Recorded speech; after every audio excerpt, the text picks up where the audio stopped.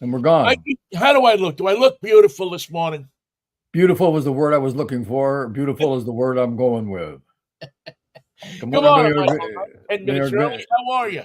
I'm pretty good. We're live today a little early because we got to leave a little early. Vinny's in Seattle. I don't know where I am, but Well, look out the door. I don't know where the door is. I'll find it. That It's one certainly of those days. doesn't help you. If you don't know where the door is, you're in trouble. Well, hey, America has dodged a bullet this morning, hasn't it? Jim Jordan is not anybody you want running the House of Representatives. You don't even want him in the House of Representatives. You certainly don't want him buttonholing people and trying to get a vote because apparently, as we've learned from his effort to become speaker, he can't count. But all the other things that he can't do, he can't put together a list of who's with him and who's against him. He had an entire day and night to figure it out, and it got worse for him instead of better.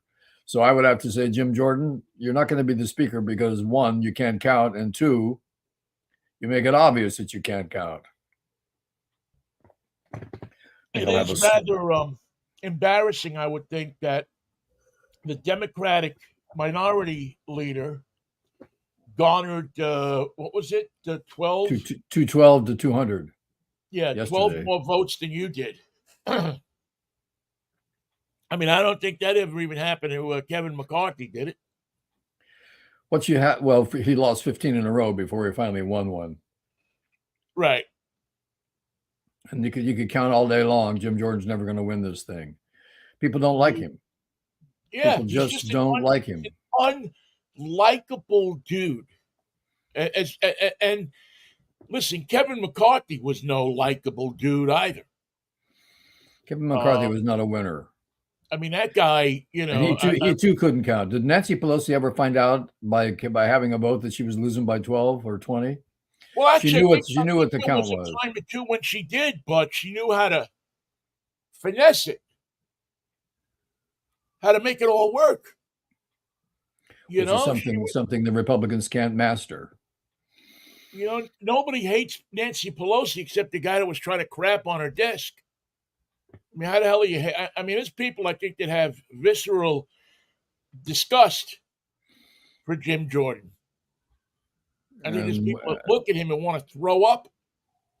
You will lose your breakfast, and my breakfast was a apple cider donut from Trader Joe's. So I didn't want to lose that over Jim Jordan, but I must say my stomach got a little queasy when I saw him. And when he wears a jacket, it doesn't get any better.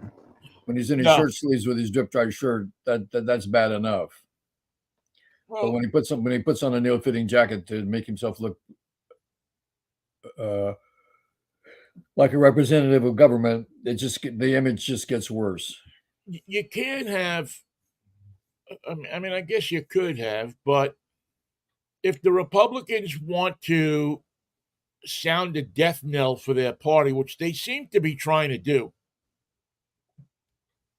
I think that you have to, if you put a guy like Jordan who has questions about a sex scandal, who is so far to the right conservatively, politically, I mean, he makes John Boehner look like a moderate. Like a sensible dope grower from a Midwest state. He is so far over to the right that there's going to be no forming consensus with him. There's going to be no Bible. Here's a guy who's going to go in and he's just going to throw a bomb into everything. If you think whatever happened with the with McCarthy and taking him out is something, where do you see Jordan getting in there? Jim Jordan has never sponsored a piece of legislation his entire time in the House. Now that's an extraordinary record because he's busy doing other crap. And you know what? He's identified the problems of America. The problems that face America are Social Security, got to go. Medicaid, got to go. Medicare, got to go. These are the things that are dragging down America. They're worse, actually, than the crisis at the southern border. They're worse than the right of a woman to have an abortion or make the decisions about her own body. They're all everything that he's come up with, all his solutions, everything is worse than the one before.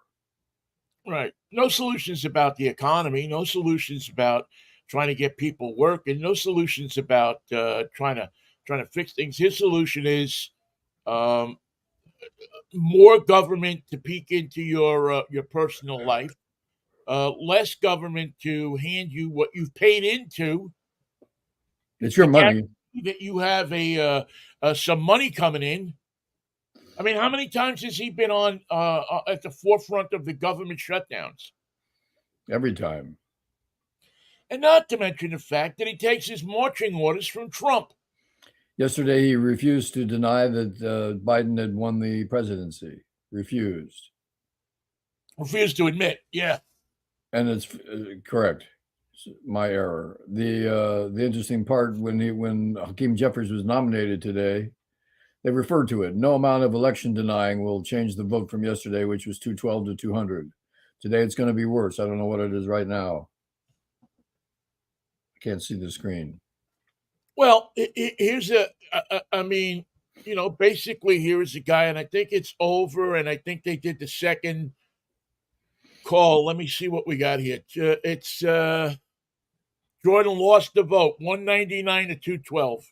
So it got worse. So it got worse. Let's see. Who picked up? Boehner had a vote. Somebody voted for him. John Boehner. John Boehner. You got to admit, there's some Republicans with a sense of, Hey Mo, hey Larry. Yeah, with a sense of humor. Scalise got 7. McCarthy 5. Zeldin 3. Ooh, there's another gem. Donald's 1. Emmer, Garcia, Miller, Boehner, Granger, Westerman, all with 1, and then Jeffries with 212. Did Biff Jiggerman get a vote? No Jiggerman vote. No Republicans voted for Jeffries, by the way. Hakeem Jeffries is looking so serene these days. Well, he is. All the Democrats ought to be looking serene because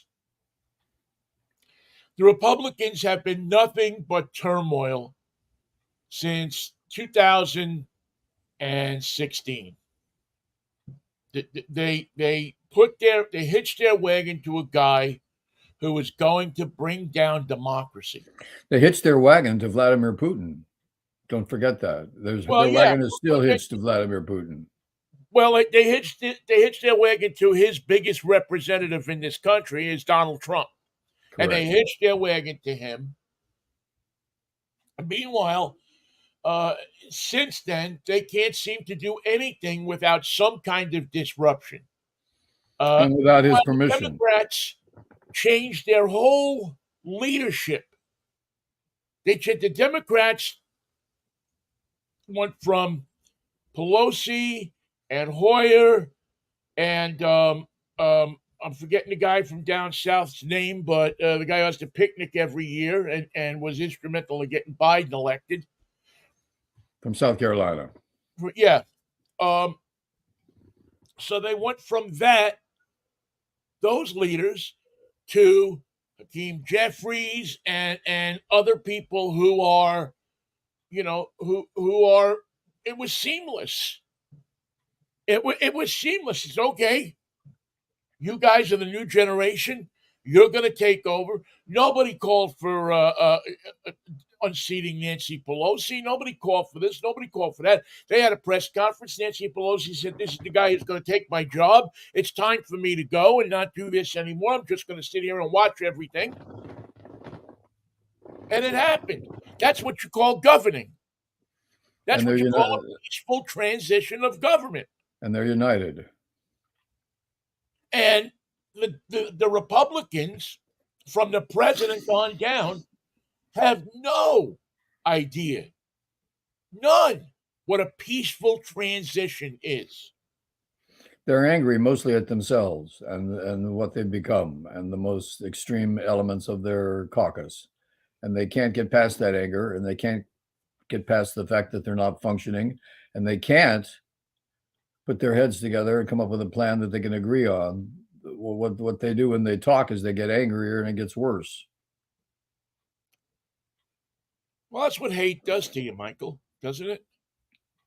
By the way, we want to thank Hate Talk Radio for the murder in Chicago. We have a direct Yeah, line. but that's what hate does to you. Hate, when you hate so much, when you try to find the fault with everything, and in those faults are things that are good for people, it eventually overwhelms you. But the Republicans never made any effort to say we're good for you. We're what the nation needs. You've seen what happens when you give them power. You've seen what happens when you give them the majority. You've seen what happens when you give them the White House. The next time around, it'll be worse because they'll be at it on day one. Yeah, it is a sad commentary on our political system that more and more people are losing faith in. And if you don't have faith in the system, you don't have a democracy. You have to have at least a two-party system. You have to have give people choices, and these Republicans are making it hard for people to even go. Sane people. The Trumpers are going to go and they're going to vote Republican if Attila the Hun is at the top of the ticket. Attila the Hun had some followers. He had some followers. So they're going to vote that way anyway. But the people that are still have common sense left, the people that have an ability to reason and say, okay, this is good for the country, this isn't good for the country, they're not going to vote for these clowns. There are still some people who say we're going to go to Washington, we're going to drain the swamp, we're going to destroy the elements, the tools, the structure of government. And America's going to be so cool then. America's going to be so much fun. It'll be a police state. It'll be a dangerous place. It'll be a place where summary executions are made on the street, where beatings are commonplace, where no one is safe in public. That's the world that you will inherit with a Republican world, the Republican vicious fascist world. You can't drain the swamp if you are the swamp. It's that simple, isn't it? The drain the swamp thing is a great idea. If you are the swamp and they are the swamp, you can't drain it. And ask anybody who's ever drained a swamp, where did that water go? It went over there. Go somewhere. It went right over there. That's where I put it. The swamp's drained, but the water that was in the swamp, well, that's right here next to you. The swampy water goes somewhere. So, since we last spoke, we're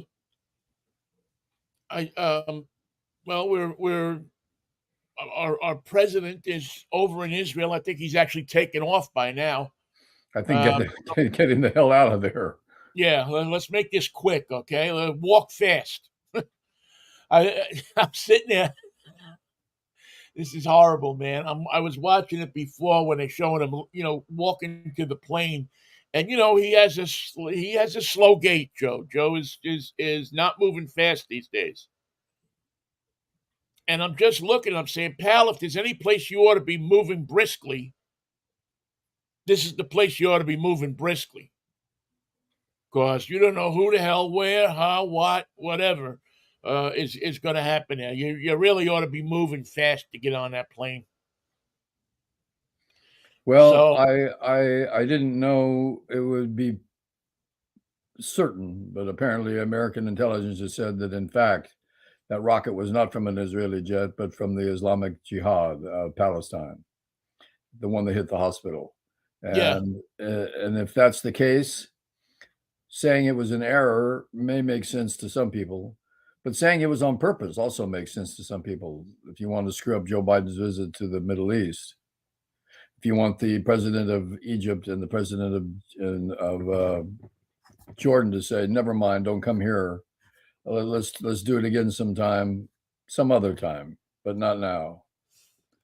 So it costs hundreds of lives, but it screwed up the trip. And I would have to guess that rocket was not an accident. Yeah, no, I don't think it. I think it was purposely done. It doesn't. There was a one of the millions of ex generals that seem to be around these days making commentary, and but he brought up a very good point. Is that usually when you see an Israeli rocket hit something, everything gets blown up beyond recognition. About the explosions are so powerful that if there's a car sitting there, it doesn't burn; it rips apart. If there's a body sitting there, it doesn't burn. It doesn't burn. It rips apart. It scatters. You're picking up parts of cars blocks away. All the cars in the parking lot that were hit, that were in the parking lot when this whatever device hit, For were only smoking. Right. they're not blown apart. That's a great point because the rockets that Israel uses are built to get into them tunnels, I guess. And Vinny, we won't see it. I'm guessing we won't see it, but there is intelligence video from satellites of that strike. If that's not the case, then it should have been there. Those our satellites had to be focused on that area. Yeah, I don't think you can pick your nose on the Gaza Strip without somebody seeing you. We know who did it. But that's not the problem.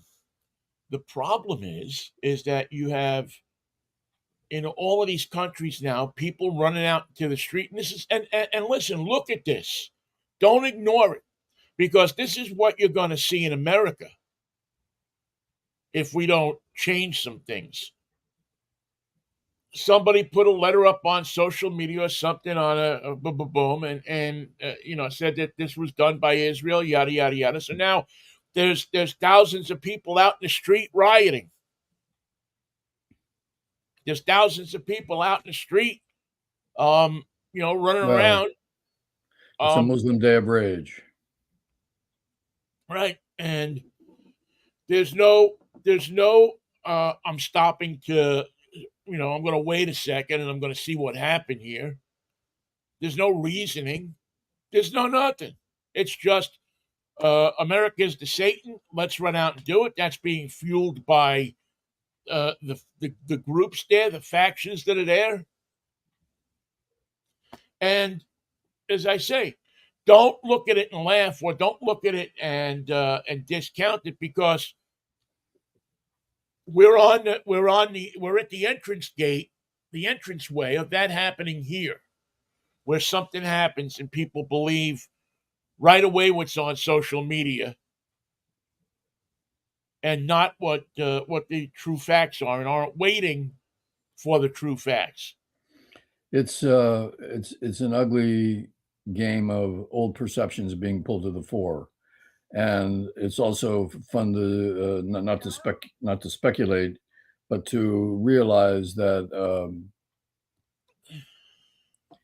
our enemies in the Middle East, those who hate Israel, would destroy their own children to upset a visit by the president that was intended to bring international relief and got the Sinai Peninsula is full of relief that's just stacked up on the desert.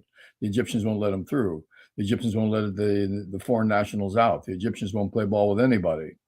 And now their definition of why has been increased by that hospital strike and their own ability to placate their population. It's better that they were in the streets demonstrating against the United States than in the streets demonstrating against their own country. Right. Yeah, exactly. Because that's what all of these leaders have to contend with right now. I mean, listen, it isn't like the power structure over there is such that, everybody's secure in their job. Not even the kings. We've already seen situations where governments have been deposed over there with riots and X, Y, and Z. It's not out of the realm of possibility to think that people that are upset about this see one of their leaders dealing with the United States, dealing with, and all of a sudden, boom, it blows up, and they're not there anymore. Radical people there, and listen, that's why you can't have a radical as the Speaker of the House. Because radicals don't want peace. Radicals want more radical. People that hate, people that want a solution that only befits them, are people that are not going to look for peaceful solutions. They keep their power by upsetting the cart. Right. And if they can't upset the cart, they're nothing. And if Jim Jordan got into power, which it appears he's not gonna, first thing you do is dump the cart. Right, he's gonna overthrow the cart. Here's a guy who hasn't been to the White House since Biden took over. Hasn't had contact with the president. You're going to make him Speaker of the House? Please. But look at what's going on over there, because we're not that far from it here. That's my bottom line with this, is that we are not that far from it here. I don't know what you do about social media. I don't know what you do about it. How about old-fashioned AM radio media? The first thing I do is we put all those licenses in abeyance. Well, you fermented insurrection, unrest, and chaos. You fermented hate and lies. And you did it for money. Nobody's going to have the nerve to do it. Name a talk station in Seattle that's broadcasting hate talk. Well, I guess what is it? The 107, which is the sister station to Cairo. They have, I don't know if it's so much hate talk as it is just hardcore conservative talk, which is different than hate talk. But yet they have, they had Rush Limbaugh on. They had they have people on there that want to stir the pot, that don't want to find peaceful solutions to things, that don't want to work to find solutions. You just think that we've had enough, so we are going to upset the apple cart. We're going to take away what we can take away because we're spending too much on this, we're spending too much on that. It's all their fault. And you can still sell aluminum siding and transmissions. And you can be, hi, I'm Schmilly Schmidlap for Amco Transmission. AMCCO. AA. MCO. I mean, so anyway, I mean, it is the only way you're going to fix it, again, I think, is to make the licenses community-based again. Take the profit out of hate talk. You're still going to have it in places. You're still going to have it among those people that are disaffected. It's still going to be there, but at least it's not going to be organized on a national basis. Well, radio syndication made that easy. Hopefully you won't have the Joe Rogans of the world. Sean won't be able to gain so much traction. But again, that cat may be out of the box because you don't need a radio anymore to hate. All you have to do is go on the internet. I mean, we could do a hate show very easy. We could just start, all you need is the same setup we have, a computer and a way to stream and a way to attract people to you. And opinions based on truth or whatever you have handy. You don't need truth anymore. Truth is actually a burden. Right. You just have to have a point of view that resonates with people that are disaffected, people that are that think that that guy is getting more than I get, and I work harder than he does. So the angry white guy is still at the base of all this. I would say so, but I don't think it's just angry white guys anymore, Mikey. I think you got angry. Listen, we have people that have come to that are in this country or come to this country that have assimilated the way of America. So now you have angry black people, you have angry Spanish people. You just have angry people because they think that somebody is getting something that they're not. Their anger based in ignorance and in disinformation, and it lasts all day. It's all day Well, sucker. their anger is they're angry at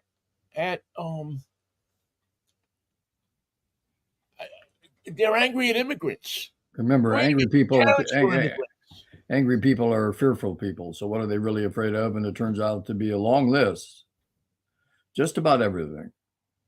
Just about everything frightens them.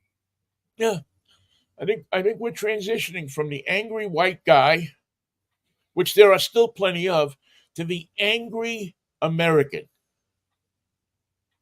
No matter what America looks like, that these people are going to be angry. They're going to be pissed off at something. They got to be. It's what keeps them going. Well, the Republicans are good at giving them a list of things to be disaffected about. Not proud of, not interested in, not hopeful for, just angry about. Did you say disinfected about? Disaffected. Oh, I guess you disinfected. That won't help. We've tried that. Look at Jim Jordan. We tried to disinfect him. It didn't take. We And dipped him in a vat of janitor and a drum, and he couldn't get clean. And we sprayed him good. It didn't take.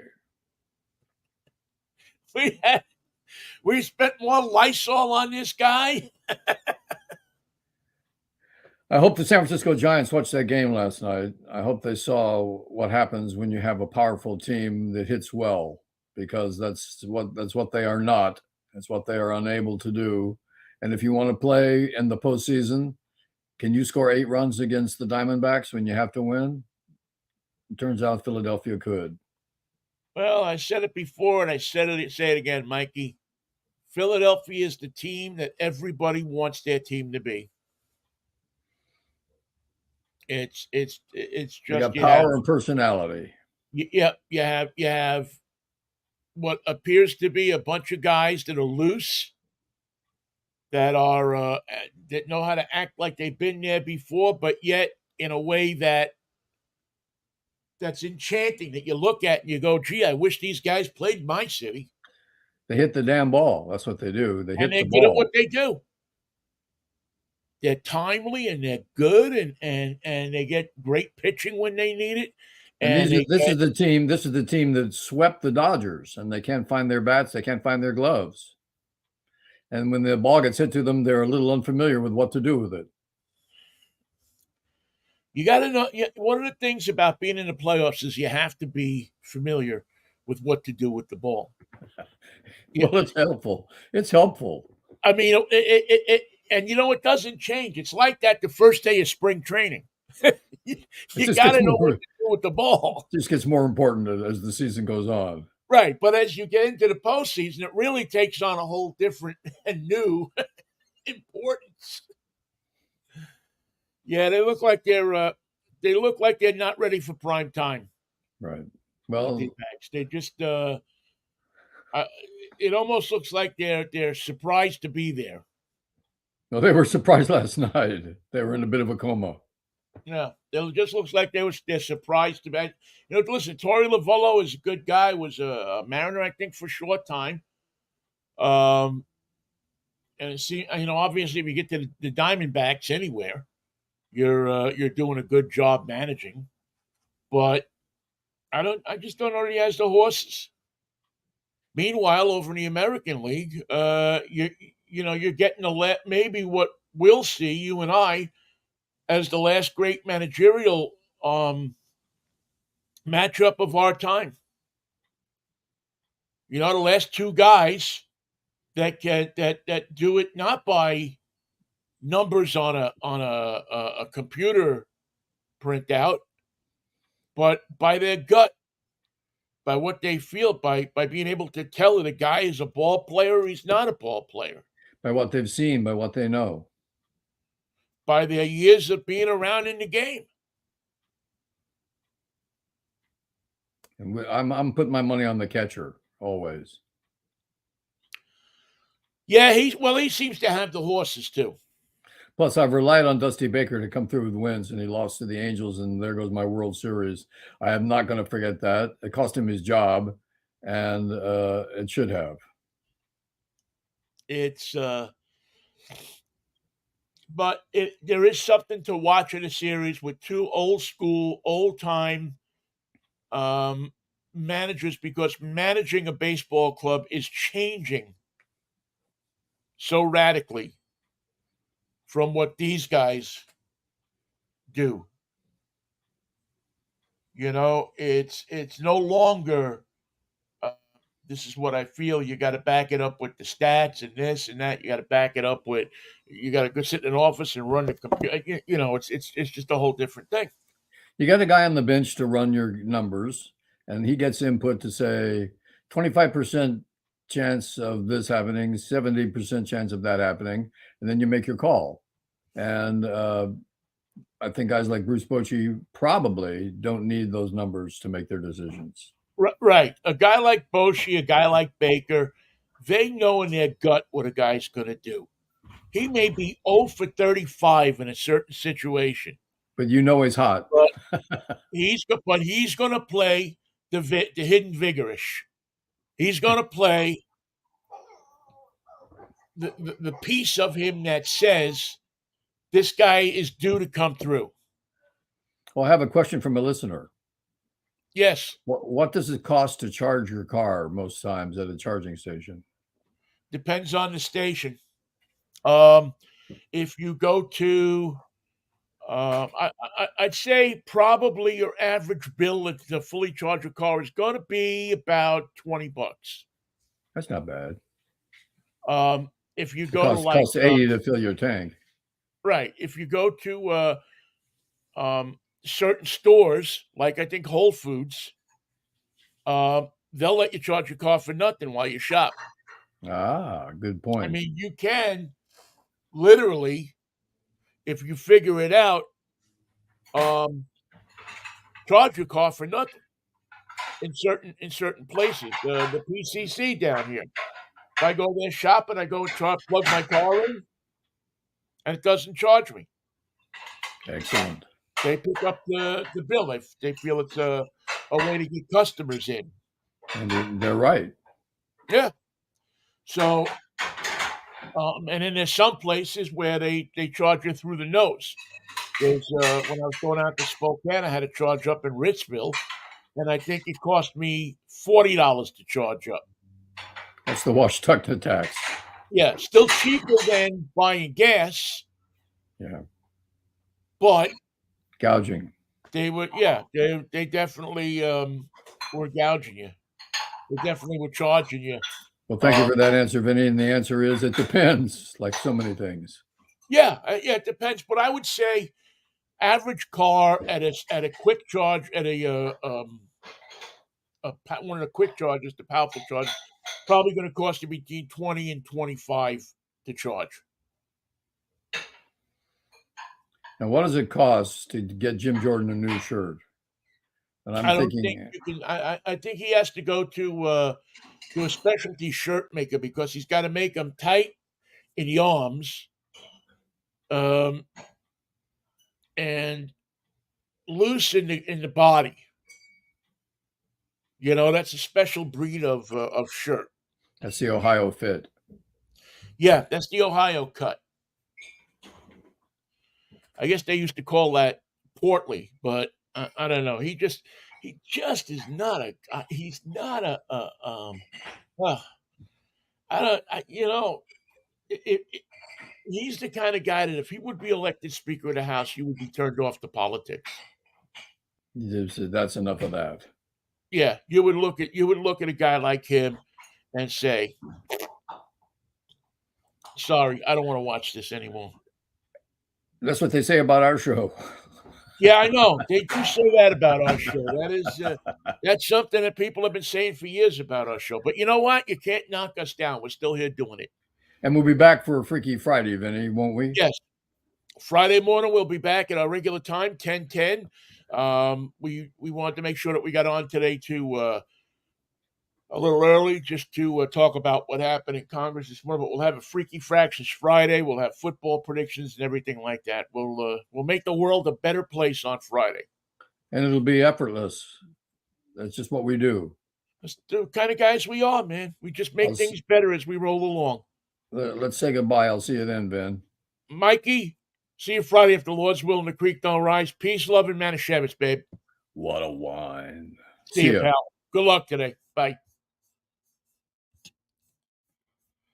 And thank you all for listening to our little show. Bye.